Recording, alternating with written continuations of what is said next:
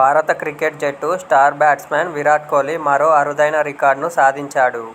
తాజాగా సచిన్ టెండూల్కర్ పేరిట ఉన్న మరో రికార్డును బద్దలు కొట్టాడు. బంగ్లాదేశ్తో జరిగిన 2 మ్యాచ్ల టెస్టు సిరీస్లో చివరి మ్యాచ్లో కింగ్ కోహ్లీ అంతర్జాతీయంగా అత్యంత వేగంగా 27,000 పరుగులు పూర్తి చేసిన ఆటగాడిగా నిలిచాడు.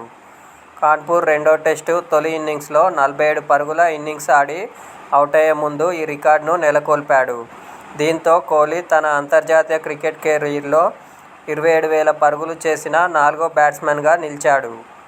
ఈ క్రమంలో సచిన్ టెండూల్కర్, రికీ పాంటింగ్, కుమార్ సంగకారా తర్వాత ఈ మైలురాయిని చేరుకున్న 4వ బ్యాట్స్మన్గా విరాట్ కోహ్లీ నిలిచాడు. ఈ మైలురాయిని చేరుకోవడానికి విరాట్ 594 ఇన్నింగ్స్లు తీసుకున్నాడు.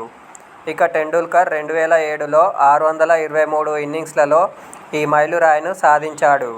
శ్రీలంక ఆటగాడు సంగకారా 2015లో తన 648వ ఇన్నింగ్స్లో ఈ మైలురాయిని సాధించగా, ఆస్ట్రేలియా తరపున పాంటింగ్ తన 650వ ఇన్నింగ్స్లో ఈ మైలురాయిని దక్కించుకున్నారు.